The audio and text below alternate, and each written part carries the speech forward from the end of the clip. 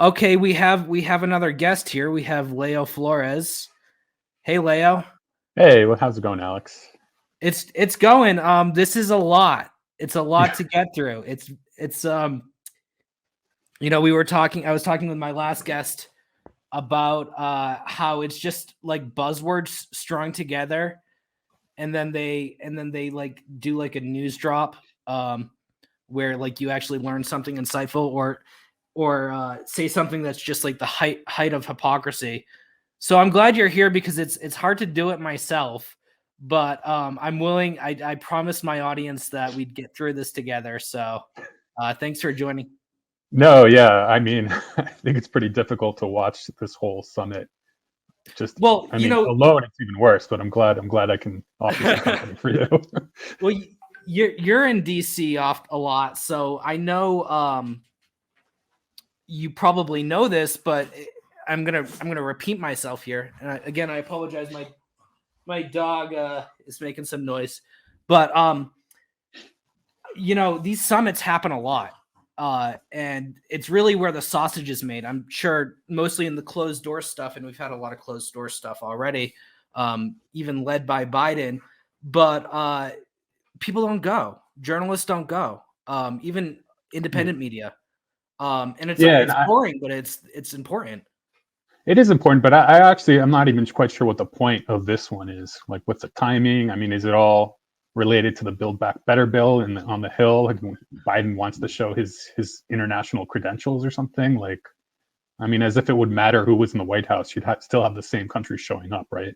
Like, nobody refused to come because it's Biden rather than Trump, and the same thing would have happened had Trump won. It would be the same, usual countries that support U.S. imperialism around the world. Right. Yeah, and I mean, I don't know why we're promoting the Democrats' domestic policy agenda in front of like Israel and India. It doesn't make sense. And then I saw in the schedule that there's a panel that's called Build Back Better. And then I don't know, maybe you just caught that clip of the Prime Minister of New Zealand. Like how pathetic. If I were a New Zealander, I'd be embarrassed right now that she was like shouting out this partisan foreign issue, that has nothing to do with New Zealand. Absolutely. It seems pretty clear that it's foreign interference in U.S. domestic affairs, right? Yeah. To have all these world leaders specifically back your domestic agenda for reasons unknown, because it's not going to sway anyone on the Hill, right? I mean, it's really sad that Biden has to resort to this, but Did you see that photo I tweeted? I'm gonna pull it up if you didn't, of the Honduran National Police. I saw. That's so ridiculous. I mean, Honduras isn't even invited, right? Like Honduras, right. Guatemala, and El Salvador aren't invited, and that they're somehow tiding the police. I mean, it's clear they weren't invited because they didn't know what was going to happen in the elections from a couple of weeks ago when we had Xiomara Castro basically like beat back a narco dictatorship that had been in power for 12 years. I mean, we know who the U.S. was backing the other candidate. Right. But it's ridiculous to be touting this. I mean, they might as well put the Colombian police up there, right? Like. Right. Yeah, and Colombia's invited. yeah. Just to note. So, do we have Guaido yet? Is it that time or? He's coming soon, maybe in like 15 minutes or so. Let's see what Blinken has to say. I'm sorry to put you through this. No, that's right. Who's this guy? Because it's hard to. Is that? And workers alike. Let me see. Thank you, Secretary Blinken. I'm honored to be with you all today, and I want to thank President Operation and we no matter where they work, building the collective power of working people to strengthen.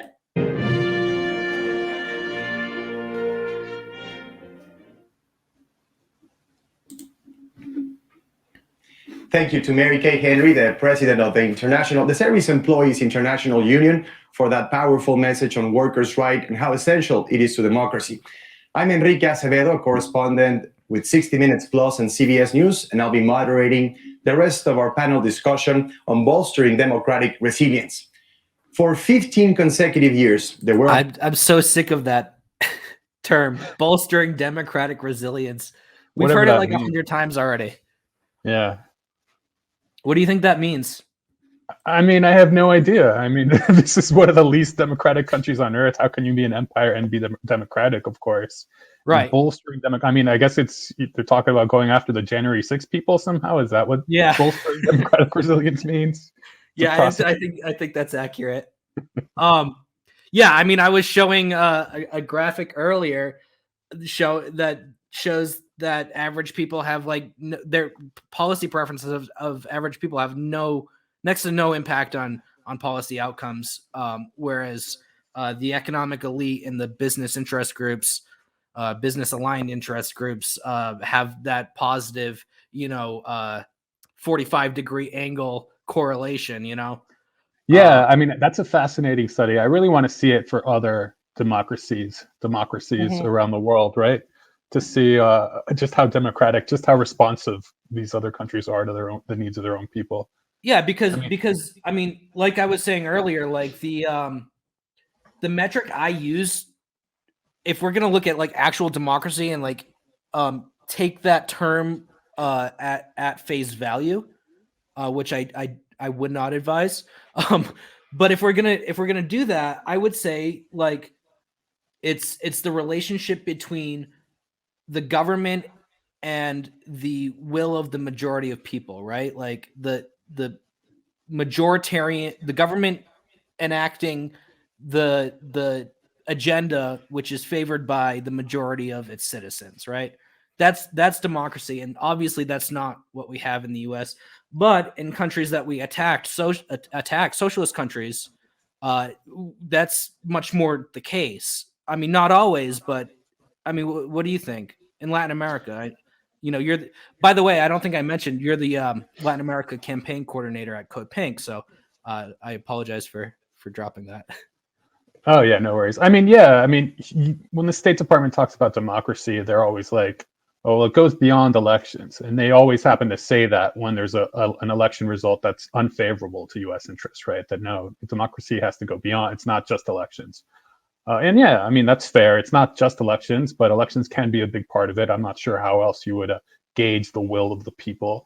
Right. But I mean, it's a ridiculous discourse, right? Because I don't know if you saw on Twitter, someone, I don't even know who this person is. I think a professor at UT Austin had this thread about China and democracy, and she said something like, democracy is when political parties lose elections. We just talked about that. Yeah. I mean, which is so ridiculous. And it's doubly ridiculous in the case of Juan Guaido, who's going to be coming up, because, he was never elected to anything other than a seat in parliament. And that was in the previous legislative elections in Venezuela in 2015. Since then, he's boycotted elections. He actually didn't even vote in last month's election in Venezuela, despite the fact that the vote in his home state for governor was actually pretty tight between the PSUV candidate and the opposition candidates. So this is a dude who doesn't care about democracy one bit. I mean, his so-called interim government is really just like a mafia, right? I mean, it's organized crime seeking to loot Venezuela of all of its resources. It's pretty sickening, really. I'm not looking forward to seeing him, but I will say, if you look at kind of side-by-side picture of Juan Guaido in January 2019 and Juan Guaido now, he looks like he's aged 20 years. I mean, that's the only presidential thing about him is how much he's aged in the past 2 years. Wow. Well, and he was elected to the National Assembly in Vargas, and correct me if I get anything wrong, but he had only gotten 90,000 votes, like less than 100,000. He's never run for a presidential election, and the claim was at the time that, like, because this is the claim of the coup supporters of the golpistas, was that because Maduro was failing, there was a crisis. And so in the event of a crisis, the Venezuelan constitution allows for the president of the National Assembly to become president of the country. Is that right? I mean, that's what they're saying, but that's not what the Constitution says. Yeah. So the Constitution says in the event of the president's absence, and then they define absence several different ways. But Maduro was never absent. He's still there. He was elected in 2013. He was reelected in 2018, which is the relevant elections for Guaido's claims. So then they created this whole fiction of an interim government, and that's somehow constitutional, when the constitutional says nothing about an interim government and lays out specifically the cases in which the president of the National Assembly can take power. And those steps or those conditions, those criteria were never met in Venezuela. So it was a fiction to start with, right? And the thing about Guaido, Vargas State later became renamed La Guaira State, and he was elected, of course, but he was I think he was on the party list. So it's not like he was even directly elected. He was basically put on there by his party. Really? And he was like, I don't even know that he was first on the party list in that state. I think he was second on the list. And so because Venezuela's system is like a mixed system of direct election for the National Assembly, it's direct election of representatives, while some of the other ones are elected by party list. So Guaido, is a dude who's never himself really been on the ballot. It's only been his party that's been on the ballot. That's how he got elected. Yeah. And he's never going to be on the ballot. I mean, I think when this all finally goes south, which hopefully will happen sooner rather than later, although the fact that he's invited to this summit in the first place means that the Biden administration is probably going to continue the charade for the foreseeable future. But, Guaido has something like an 83% disapproval rating, and that's according to opposition polls, right? So, if you look at a real poll, it's probably closer to like 95% of the people disapprove of Guaido, because he's a joke, but he's a dangerous joke because he's continually, trying to overthrow the government. He signed a contract to bring these mercenaries into Venezuela that would have created a dirty war in the country, something very similar to what we saw in Central America in the 80s. He's been responsible for corruption scandal after corruption scandal. We can get into that in a bit. And, he maintains this policy of sanctions against Venezuela, sanctions that have killed 100,000 people. And people are sick of it because, I think the one thing that Venezuelans are starting to agree on is that they're tired of the sanctions and they want life to go back to normal. Right. I mean, I think that's... he's been responsible for... I'm sorry, I have something playing. I think that's important to mention is the sanctions, because they're illegal under the UN Charter. And actually, to promote this Summit for Democracy, the United States introduced a number of new sanctions. I don't know if any Venezuelans were the target of them. But, I mean, how hypocritical is that like to promote a Summit for Democracy, they start doing things that are illegal under international law?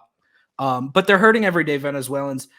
I wanted to bring up the National Assembly thing because, that was like the weak excuse that they had for his legitimacy as president. And interim is, of course, for 3 years is a very long interim. But he's not even president of the National Assembly anymore, right? Yeah, he's not even in the National Assembly anymore because there were National Assembly elections in 2020 as scheduled by the Constitution. They're supposed to be every 5 years. And his party boycotted.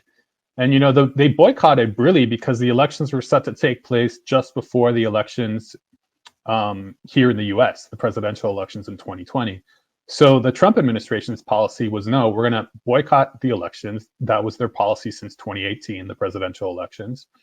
And they said, basically, the Guaido faction of the opposition was kind of caught in the middle because even if they had wanted to participate, which is not clear they would have, they couldn't have because Trump told them no. And the fact that Trump would go on to lose weeks later, it didn't really factor in for them, but they should have maybe thought ahead. But Guaido's not in the National Assembly anymore. And in fact, after the vote for the National Assembly in 2020, he then created a parallel National Assembly. So he's got the parallel presidency, the parallel National Assembly. They've got a Supreme Court in exile that operates out of Miami. So they have all these kind of fantasy institutions. It's almost like playing fantasy football, but with the government, right? It's like fantasy politics or whatever. Or children playing house. Exactly. Yeah. Yeah. Okay. Wow. And so I saw the other day that Julio Borges, if I'm saying his name correctly, resigned. What can you tell us about that? So Julio Borges is the Guaido kind of faction of the opposition is really made up of the so-called G4, this group of 4 parties. One of them is Primera Justicia, Justice First. Julio Borges is part of that party. Guaido's own party, which is Voluntad Popular, Popular Will. Then there's Democratic Action, Acción Democrática, which is one of the traditional parties in Venezuela before the revolution, but Venezuela was basically a two-party system, much like the US. And then the last one is Un Nuevo Tiempo. The only thing that's holding this coalition together was the kind of interim presidency. But now we're kind of seeing it fall apart because Borges, he was Guaido's so-called foreign minister, and he just resigned last week. And he said some really interesting things, right? He said he'd resigned because the interim government had engaged in unacceptable acts of corruption. I don't know which acts of corruption are acceptable, but yeah. Whatever the government did, the government was one step too far for Borges. And then he also claimed that the interim government was basically, had become an end unto itself and that was trying to stay in power. So there were some pretty harsh criticisms from Guaido's own camp, and it shows how divided these people are. And really, I mean, politically, it's an astute move because Guaido and the interim government are wildly unpopular because of all these corruption scandals. I mean, it's a sinking ship. Yeah, so let me talk about that for a bit because it's kind of an unreported story how wildly corrupt the Guaido government is. So, for example, they have this. Venezuela has, it's an oil-producing country. They have petrochemical companies all over the Americas, including in Colombia, where they have this company called Monomeros, which was produce fertilizers and other petrochemicals. And it's a really important company, not just for Colombia, but also for Venezuela because it generated a lot of income. In the first year of the interim government, when they took control of this company, Monomeros lost 90% of its market share. Right? 90%. This is $1 billion operation and lost 90%. In fact, the Colombian government had to take over operations of this company, right? And they claimed it was because of corruption. Well, yeah, there was a lot of corruption, but the whole point of the corruption was for the Colombian government to take over this operation to hold on to Monomeros, right? And in fact, this company basically became like, I don't know if folks remember like The Sopranos, how all these like the different mafias would fight over no-show union jobs and stuff like that. Well, that's exactly what this company in Colombia became because the four parties that I mentioned, the G4, would fight for spots on this company were people who were, had absolutely no experience and did nothing, received salaries in hundreds of thousands of dollars in salaries, right? Massive corruption scandal early on. The people who denounced it were sorry. Exactly. The people who denounced this actually were shunned by the rest of the opposition of somehow being collaborators with the Maduro government, despite the fact that there was clear evidence of all the sorts of malfeasance, right? And then, moving to the US where we have Citgo. Citgo is a subsidiary of Venezuela's state oil company. And, because of the Guaido mess, it's entirely possible that Citgo is going to be sold off to creditors who, including this company called Crystalex. It's a mining company that, Venezuela owes this company $1.4 billion, but was never able to pay because of the sanctions. And so now it's entirely possible that Citgo is going to go into the hands of Crystalex. And the story gets crazier because Juan Guaido's attorney general used to be the star witness for Crystalex in Crystalex's case against Venezuela. So it's a clear kind of, all these kind of hidden interests there, and Guaido's own people are subverting this case so that Citgo will be lost. Yeah. It's really tragic. Yeah, they're waging like a lawfare for economic means to deprive the government of its resources and enrich themselves. It's really sick, and the people who suffer from that. It's not even the government that suffers so much. It's the people. So it's a real tragedy. And of course, it goes hand in hand with U.S. economic sanctions. Leo, I'm so happy to have you on. I've wanted you on our podcast for a long time. I apologize, my co-host isn't here because you're so knowledgeable. But the Venezuelan, everything that's been going on in Venezuela has been kind of overshadowed in the past year because of Nicaragua and Honduras and Peru and it's just been kind of like a stable decline of the opposition. So we haven't had that opportunity yet, but I'm really grateful we have it today. Let me see if Guaido is up yet. I don't know. What time did I tell you he was going to be on? Do you remember? 11:45. So he should be on in a minute or two. Okay. All right. Let's see. We have we have the orchestral bumper. The whole thing is so austere and at the same time such a joke, you know. But it's funny because the Guaido's, I was telling our audience and our last guest Carl Za earlier that the Belarusian counterpart to Guaido, I'm not going to even attempt to pronounce her name, Svetlana, I don't know, something. She's actually invited too. She's going to be speaking tomorrow. I wrote in my article for Mint Press that she has only 4% approval to run the country from Belarusians, but 100% of backing from DC-based think tank fellows. To which Carl said, yes, but that 4% lives in Washington. Yeah, I wouldn't be surprised. I mean, how is it for you? I mean, being a Venezuelan living in the U.S., how is it dealing with the diaspora? Is it like a little bit? And I know the answer to this because you were around the embassy. You experienced them. You experienced. Yeah, Alex.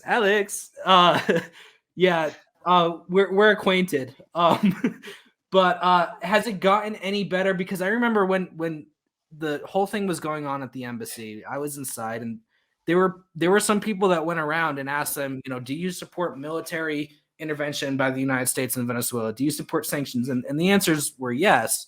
Has that changed? Has that kind of, as Guaido's popularity in Venezuela declined, has that the people want, you said people want the sanctions to end, has that changed for the diaspora?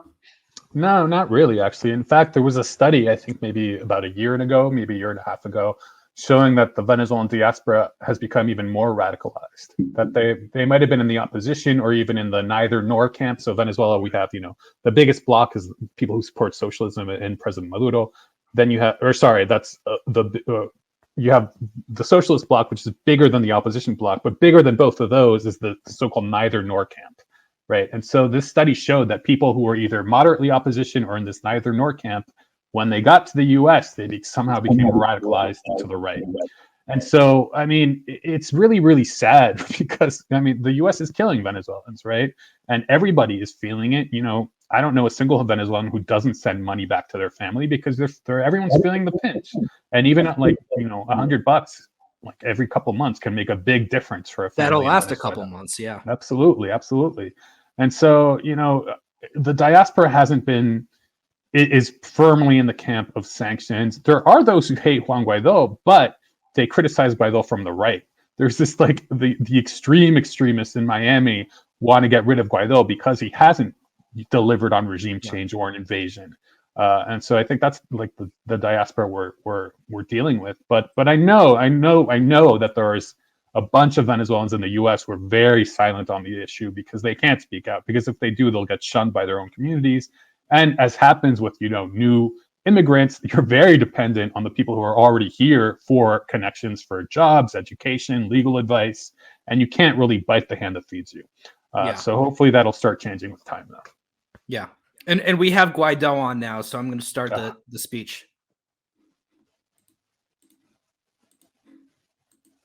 I want to. And if you want to say anything, just say it. I'll pause it for you. Yeah, all right.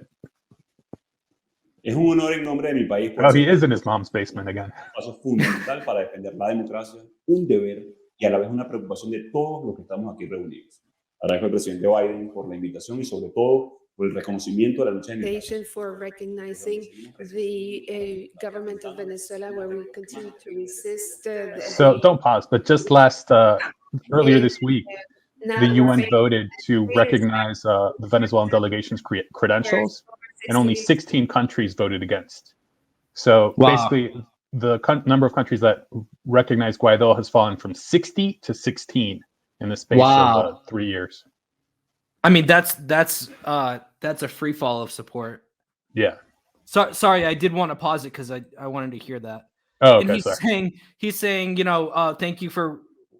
I'm going to start from the beginning. Recognizing the government of Thank you for recognizing the government of Venezuela. the fight for freedom.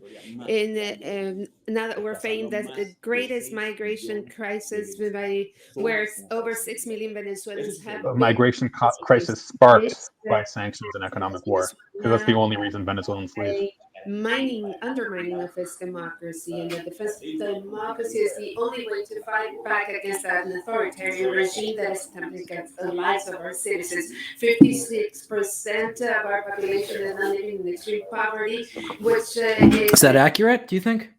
I don't know, but it might be because of the sanctions, right? The sanctions have caused the decline in 99% of government revenue. And we're talking about a government that invested heavily in right. social safety net. But this decline is due to the sanctions. It's due to the policy that Juan Guaido himself repeatedly endorses. Yeah.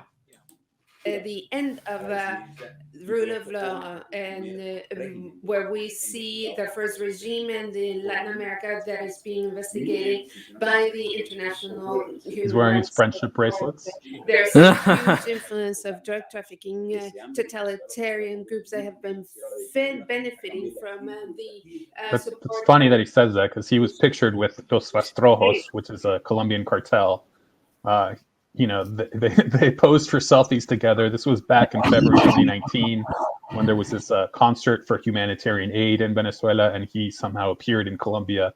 Turns out he was smuggled into Colombia by this Colombian cartel paramilitary group. Right, and then he accuses the government of the actual government of collaboration. Yeah. When we know that the cartels collaborate with the Colombian government, which is hostile to the Venezuelan government. Yeah, and there was talk that part of this this alliance between Los Rastrojos and the Guaido folks was to give Los Rastrojos control of Western Venezuela when the government, the Guaido people, would take power. Yeah, it's not enough to sell off your country to big business. You also have to sell it off to the cartels. Because the cartels pay just as well, and that money is laundered even better. So they make even more money off it. Wow.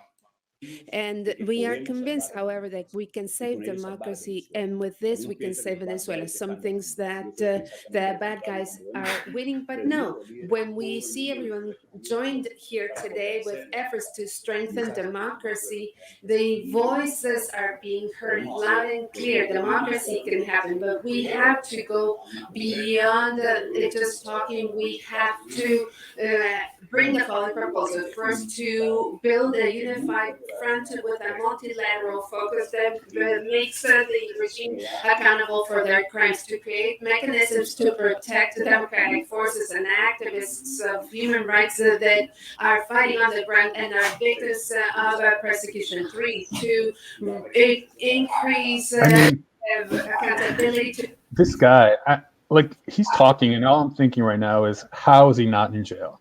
And I think there's going to be more and more pressure from the grassroots for Juan Guaido to be arrested, because, first of all, I think the U.S. is reaching a limit in how far it can sanction Venezuela. It's really heavily sanctioned. There is one key difference between, the blockade of Cuba and that of Venezuela, is that in Venezuela, private companies can still purchase things. That's why you see all sorts of goods on the streets in Venezuela. But those private companies are generally in the hands of people who are in the opposition, right? Right. Countries. So they don't want to take that last step because it'll hurt the opposition itself more than anyone else. But this guy's somehow free, and we have Alex Saab sitting in jail in Miami for trying to get food for Venezuela. Yeah, for trying to get food. This is a Venezuelan diplomat who helped build houses as part of Venezuela's Great Housing Mission that built 3.7 million homes for poor and working class folks. And then he also was instrumental in bringing food for the CLAP program that sees 7 million families receive a box of food every month or so. But he's in jail, accused of corruption, illegally extradited by the U.S., illegally held because he's a diplomat. And yet here we have Juan Guaido speaking freely in a country where there's supposedly no freedom of expression. And yet he can pretend to be president and walk around like nothing's happening. Yeah. Yeah, and I think you raised a really important issue too when you noted how the business class is part of the opposition, and that's why they don't do a complete embargo, because it would hurt the opposition. People say, oh, well, Venezuela had economic issues before the sanctions really ramped up. And I think part of that was because of what's called a capital strike, which is when the business class tries to shut things down economically to put pressure on the government. I mean, is that an accurate? Yeah, absolutely. So when we talk about sanctions in Venezuela, I say that they began in 2014 when Congress passed what's known as the Venezuela Defense of Human Rights and Democracy Act. That basically set the framework for the Obama administration to impose sanctions. It basically it obligates them to impose sanctions. A year later, 2015, we got the executive order from Obama calling Venezuela an unusual and extraordinary threat, which is ridiculously absurd. But what I was getting to is that, like, in those years, there was a massive decline in the price of oil. It coincided with this capital strike, this kind of economic war, but the section of the economic war that's kind of homegrown, where all these producers stopped producing, or they, there were many examples. But for example, the government would put a limit on the price of eggs because there was speculation in the price of eggs leading to hyperinflation. And instead of selling eggs at that price, which was a fair price that would make the producer money, you had a bunch of producers just break. It's like smashing 1 million eggs on the street. They'd rather lose the money than sell it to the people, because they knew they were close, or they thought they were close to some sort of regime change. And what they did manage actually was to take the National Assembly in 2015. That's the opposition's biggest victory over the past 22 years. And that was due in large part to the economic pressures that the Venezuelan people faced in that year. Yeah. I mean, I think it's so important to have that perspective, because there is that argument that I see brought up all the time that oh, well, they had problems before the sanctions. But yeah, I mean, that and that was part of the lead up to this takeover of the National Assembly. It was like I would be surprised if, of course, I can't even say that I would be surprised if the U.S. wasn't collaborating, because we know that the U.S. was pumping money into these political parties of the opposition, like millions and millions of dollars into this lead up to that takeover of the assembly. So and that coincided with this economic war, this capital strike. So if anybody says to you that the sanctions aren't the cause of the economic problem, you can blame the business class and the opposition for that as well. Yeah, and the thing is, those were kind of conjunctural problems too, because the economic elites have been trying to kind of engage in a capital strike and engage in worker lockouts for the past 20 years with moderate success here and there. But the economy basically always rebounded when the price of oil rebounded. That's one of the flaws in Venezuela's system. I mean, this dependence on oil isn't just it's not something new. It's something that has been happening for the past 100 years since oil was discovered in Venezuela. So it's been quite a challenge to diversify the economy. But it's very cyclical. So when oil prices go down, we see clear economic indicators go down with it. And when they go back up, the economy heats up and skyrockets and everyone feels great. Except, oil prices are pretty high right now, and Venezuela is being blocked from the oil markets. Right. And going back to a point that you said about funding, Guaido himself, I mean, he studied at GW. Who paid for that? Right. That's one of the most expensive schools in the U.S., and Guaido was there, although he paints himself as a working class guy from Venezuela. Yeah, I mean, and just to point out the National Endowment for Democracy, USAID, they've been all those political parties you mentioned, Primero Justicia, Voluntad Popular, all these parties have gotten money, substantial money, from these regime change organizations that basically do the job of the CIA, because the CIA doesn't want to be caught doing it themselves. But let's play more of this speech. To build a lasting peace, and especially in Venezuela, it's necessary to commit to political exclusive solutions and negotiated solutions that lead to the good of all sectors of society. And last, to support the states that receive refugees and migrants. This is necessary.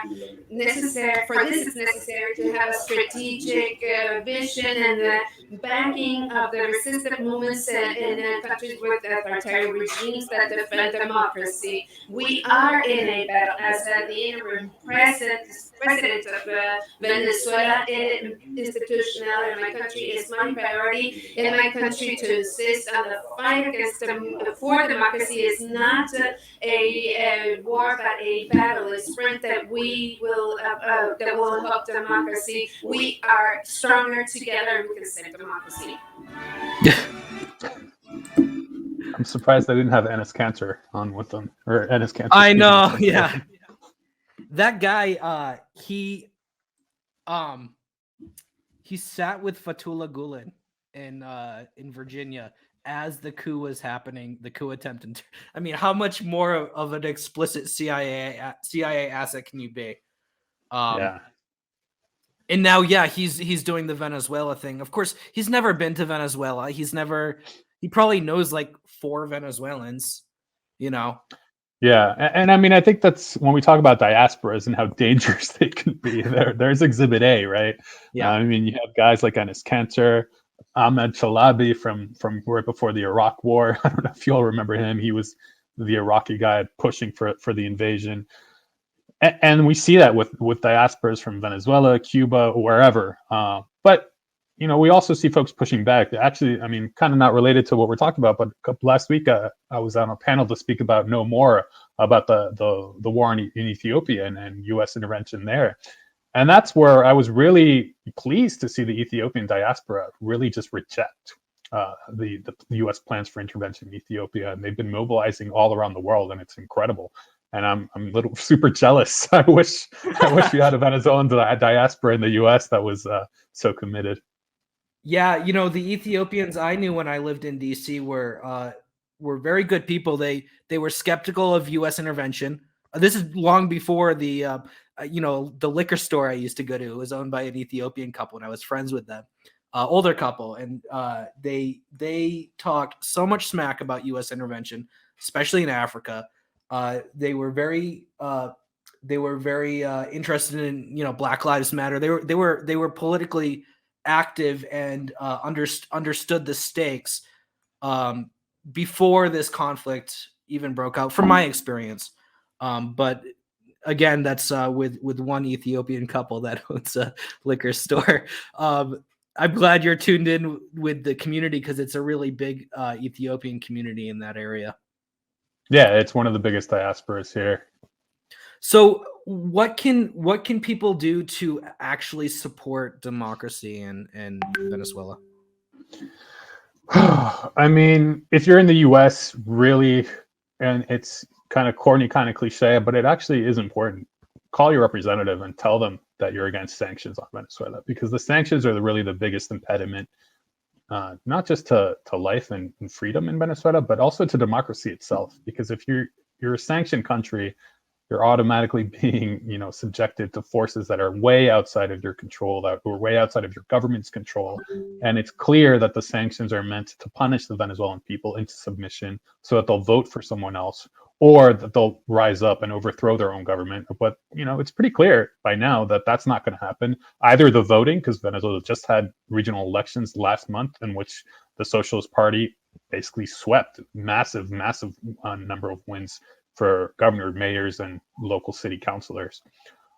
And we've also seen Venezuelans reject regime change. When we talked about that Operation Gideon, when the mercenaries that Guaido contracted, and they were defeated in part by fishermen from a small town who saw these gringos on a boat with weapons. And so they basically brought their own weapons and said, no, you better surrender. You're going to, get killed. And they had to surrender. And it was kind of amazing to see a community defend itself from these, U.S. Marines who have lots of training. Yeah. That was a quite the incident, quite the international incident. Very little attention in the mainstream media, but they're in jail now too. They are in jail. Yeah. Okay, so Leo, I don't know if you can. I have to use the bathroom. I have to take a quick break. I don't know if you want to stay around or to comment more on the summit. We can watch more, or if you got to go, that's fine too. But to our viewers, I am gonna take a quick break for about 10 minutes or so. I do have to run, but thanks for okay. Alex. This was well, fun. Thanks so much for coming, man. I hope to have you on again. I'm sure we will when Venezuela comes back in the news. Hopefully you can meet my co-host. She's gonna appreciate your insight just as much as I do.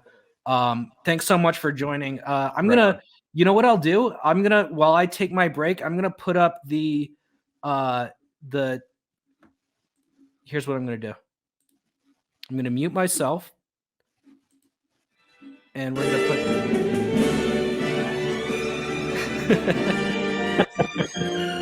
All right, thanks, Leo.